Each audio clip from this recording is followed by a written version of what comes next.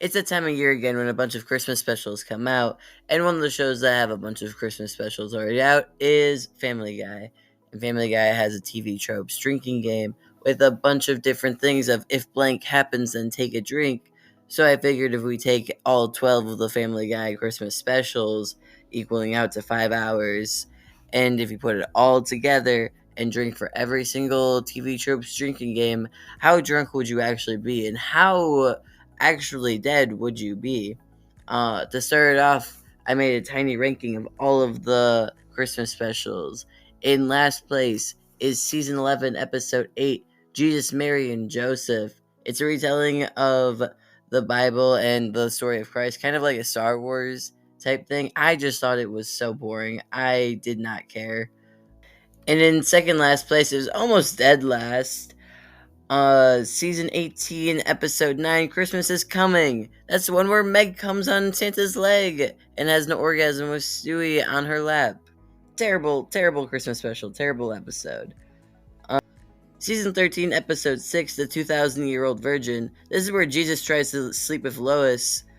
Season 22, episode 9, The Return of the King of Queens. This is where Kevin James comes. This one felt the least like a Christmas special. This just felt like a regular episode of Family Guy. I also really like in the next one, season 16, episode 9. This is where we start to actually get like the Christmas outfits from all of the family members. Where in Don't Be a Dickens at Christmas, where the ghost of Patrick Swayze teaches Peter what Christmas really means. I shouldn't say steals Christmas because the next one, season 15, episode 9, How the Griffin Stole Christmas, Peter becomes Santa Claus, and then he has a power trip over being Santa Claus. In season 20, episode 10, The Christmas Crime, Brian hates Christmas so much that while drinking and driving, he crashes into the nativity scene and tries to hide it from Wild Wild West. In the second ever exclusive Family Guy Christmas special, since they have 4 out right now, 2 Halloween, 2 Christmas, The Gift of a White Guy is when Peter has a white elephant and gives away Lois's brooch and is trying to get it back the entire time. In season 19, episode 8, The First Noel, this is when Lois becomes the Grinch and is trying to take back Christmas. In the fourth exclusive, the holiday special that came out this year, Holiday 2025, Disney's, Hulu's, Family Guy's, Hallmark's Channel, Lifetime's unoriginal holiday movie. Honestly, not as bad as I was expecting. I was expecting garbage. I thought it was a pretty decent Christmas special. It definitely repeated Hallmark a few too many times. And if we had a specific drinking game of just that episode and anything Hallmark or any meta joke about it being a Hallmark ripoff, I think you would die. In season 3, episode 16, a very special Family Guy freaking Christmas, Lois loses her mind after Brian burns down the house. They're out of paper towels. And obviously, the first place of Christmas specials for Family Guy is season 9, episode 7, Road to North Pole. I don't think it's Christmas without this special. And if you don't know what TV Tropes is, it's just a website that has a bunch of criteria for drinking games. I'm going to quickly go over all of the ones that weren't touched on in any of the Christmas specials.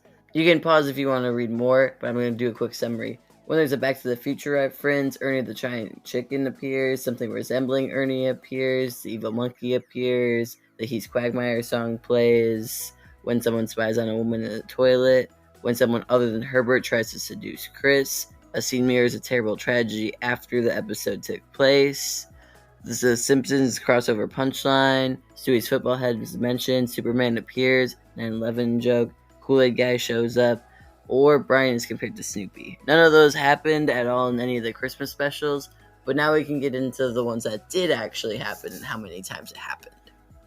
Whenever a character drinks alcohol, drink with them. This happened 7 times. And if a character is at a bar or club, i.e. the Clam, and don't drink at all in the entire scene, down your drink at the end. This actually happens 6 times, and there's a lot of times they're just way too lazy to animate someone actually taking a drink when they're at the Clam. Drink whenever a character takes drugs. This happened twice. Whenever there's a cutaway, drink, have an ambulance ready. This happened 98 times. If that's too easy, do this instead. Whenever the cutaway is subverted or lampshaded, drink. That happened 12 times. Whenever there's a cutaway that actually involves situations related to the situation that the cutaway was called up in, down your whole drink. This happened 9 times. Whenever a character uses a cutaway to their advantage, down 2. This happened 4 times. There's a special drinking game when you follow only this rule. If a joke involves offensive stereotype humor or shallow nitpicking of a celebrity's physical features or behavior, take a drink. Do not watch more than 1 episode a night. Joke's on you, we have 12. And this happened 75 times. And a shallow nitpick of a celebrity happened 12 times. When someone/something dies, drink. Something actually died 10 times. They should have died 12 times. So 22 times in total. If Peter's the person who dies, drink twice. He should have died once. Look at this. This is a dead man. Sorry, not sorry. Whenever Stewie uses highly advanced technology, drink. This happens 6 times. Whenever someone is mean to Meg, drink. If you don't want to succumb to alcohol poisoning, drink small sips for this one. This only happened 11 times, probably because of the Christmas spirit. And if someone is actually nice to Meg, down your drink because you won't see that happen very often. This happens 6 times as well. If someone other than Neil Goldman is nice to Meg, down between 2 and 4 drinks. This happens 6 times, and just to make things easy, I'll just call it 3 drinks each. Whenever someone is shown having or just had sex, drink. This happened 5 times. Whenever a catchphrase is said, drink. This happened 8 times. The most used one was Roadhouse. Whenever Brian gets preachy, drink until he stops talking. Say goodbye to your liver. This one is where it starts getting really dicey. It happened in total 2 minutes, 120 seconds.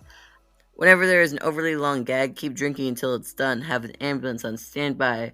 This took place for 633 seconds, roughly 10 minutes across it all. And whenever the plot stops for an entire musical number, in universe or live action, keep drinking very slowly on a full stomach until it's done.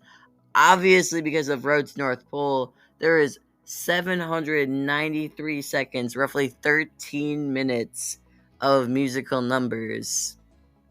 I'm going to use a mercy rule because I used to do every second was a drink, but I halved it for the first calculation, and the second one just for funsies if we do every single second. Whenever Quagmire says giggity and or has sex, drink. He said giggity 4 times and had sex twice. Whenever someone acts like a total idiot, take an eyedropper and drip 1 drop into your mouth. You'll be on the floor in no time. I counted 98 times that this happened.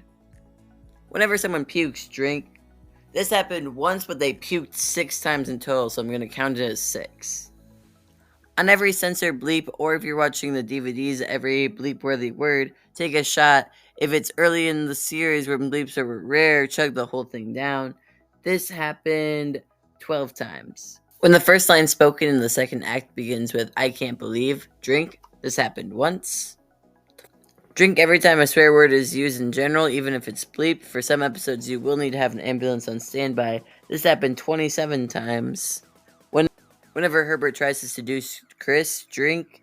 This happened once. Whenever Herbert tries to do someone other than Chris, take 2 drinks. This happened once. Whenever an adult other than Brian actually understands Stewie, and it's not a cutaway gag, take 3 drinks. This happened twice.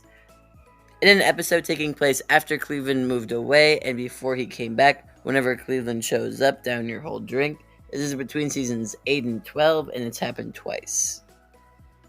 Whenever there's a gratuitous amount of violence and or blood, take 2 drinks. This happened 24 times. Whenever there's a parody of a show, movie, or book, drink. This happened twice. Whenever someone mispronounces 1 or more words just to annoy someone else, take 2 drinks. This happened 7 times. Whenever an obscure celebrity is mentioned, drink. Take 2 drinks if they lampshade the celebrity's obscurity. An obscure celebrity was mentioned 36 times and lampshaded 6 times. Whenever they use a slow zoom to simulate emotion, drink. This happened 24 times. When there's a reference to 70s or 80s pop culture, down your drink. This happened once. Whenever the characters take pot shots at another show, like The Cleveland Show or Bob's Burgers, take a drink. This happened 7 times. Take a drink every time there's a crossover punchline. 2 if it's The Simpsons crossover. It happens 6 times. In later seasons, take a shot every time the show unsubtly beats you over the head with the fact that political correctness is evil. This happened twice. And because we're doing Christmas specials, I decided to add a new drinking game of every time they say the word Christmas. And that happened 179 times. So now we can get into the calculations. Let's say you do actually want to play a drinking game along with the Family Guy Christmas specials. The only one I can recommend is the one I made up of every time they say the word Christmas to take a drink. If you were to do so, your blood alcohol level would be at a 0.26 and it would take 18 hours before you would be completely sober again. But that's not why we're here. If we put it all together, including the mercy rule of having all of the drink until blank is over, like the musical segments, you would be at a 4.05 blood alcohol level, and it would take 271 hours before you were sober again.